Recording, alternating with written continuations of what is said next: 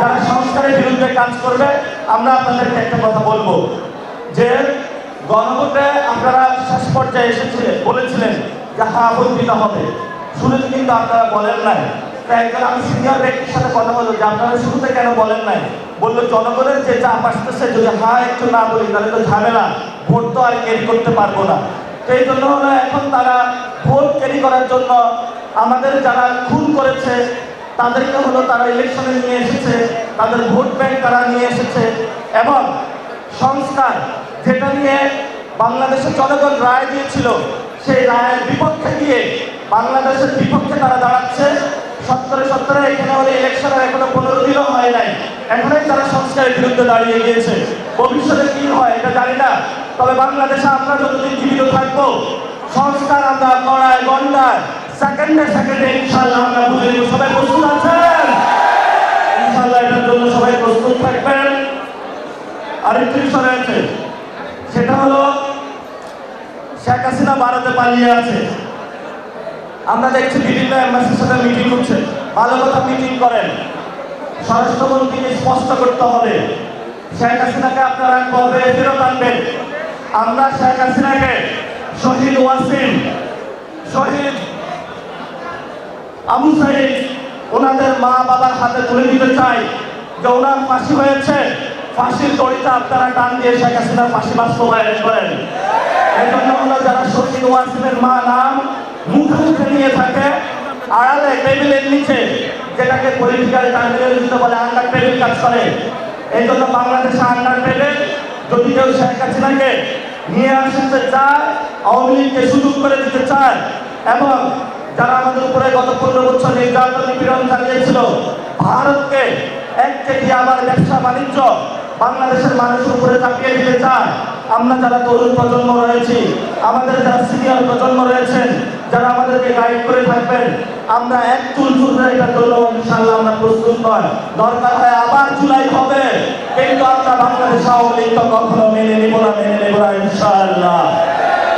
এবং আমরা আওয়াজ তুলেছি, ঢাকাতে আমি ইলেকশন করেছিলাম, এক বিশিষ্ট চাঁদাবাজের কবলে পড়েছি। ঢাকাতে নয়, চিটাগংয়ে অনেক চাঁদাবাজ রয়েছে। আমাদের লড়াইতে সামষ্টিক লড়াই, করে ব্যক্তির বিরুদ্ধে নয়। আপনি যে দল করেন না কেন, আপনি বিএনপি করতে পারেন, জামায়াত ইসলামী করতে পারেন, এনসিপি করতে পারেন। আমরা স্পষ্ট ঘোষণা করছি, যারা চাঁদাবাজি করে, সন্ত্রাসী করে, দুর্নীতি করে, তাদের কোনো দলীয় পরিচয় নাই। এরা বাংলাদেশের আইনের হাতে তাদেরকে তুলে দিতে হবে ধরে ধরে ইনশাআল্লাহ। আপনাদের অনেকের মধ্যেই একটা বিষয় নতুন করে থেকে উঠেছে, চাঁদাবাজি না করলে, সন্ত্রাসী না করলে, দুর্নীতি না করলে ইলেকশনের ফান্ড আসবে কই থেকে? এই যে যারা আমাদের 6 জন এমপি দিয়েছে, তারা কি সংসদে চাঁদাবাজি করে গিয়েছে? তারা কি দুর্নীতি করে গিয়েছে? তারা কি সন্ত্রাসী করে গিয়েছে?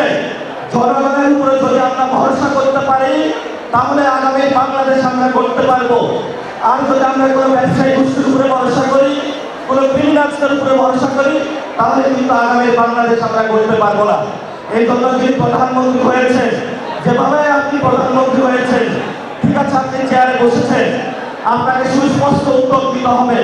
বাংলাদেশের ধর্ষণ বন্ধ করতে হবে, বাংলাদেশের চাঁদাবাজি বন্ধ করতে হবে, বাংলাদেশের সন্ত্রাসী কার্যক্রম আওয়ামী লীগের বন্ধ করতে হবে। কোনো অফিস খোলা চলবে না। এই ধরনের যারা নতুন করে মুক্তি পাচ্ছে, জামাত সম্রাট বলি, এদেরকে আপনি আইনের হাতে তুলে দিতে হবে এবং এদের বিচার প্রক্রিয়া নিয়ে আসতে হবে।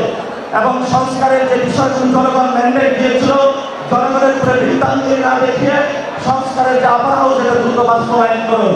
আমরা নতুন বাংলাদেশ দেখতে চাই।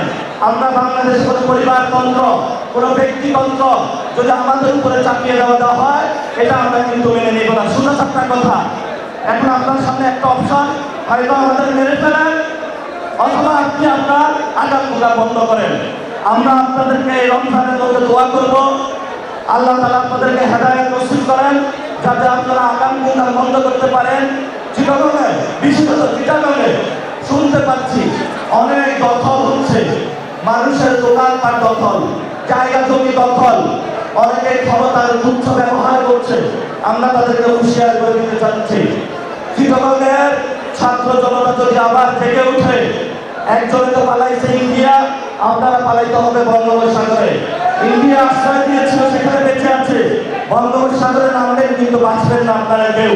এজন্য আপনাদেরকে আমি হুঁশিয়ার করে দিতে চাই, চট্টগ্রাম পবিত্র নগরী, পীর আউলিয়া গাউসের নগরী, এখানে ইসলাম মানবতা নিয়ে এসেছিল। এই যেখানে প্রবেশিত ইসলামের, সেখানে অন্যায় অবিচারের বিরুদ্ধে আপনারা দাঁড়িয়ে থাকবেন, কারোর সাথে কোনো কম্প্রোমাইজ করবেন না। আমাদের যাত্রা চলবে, ইনশাআল্লাহ চলবে, কেউ থামাতে পারবে না। আমরা নতুন বাংলাদেশ গঠন করবো ইনশাআল্লাহ।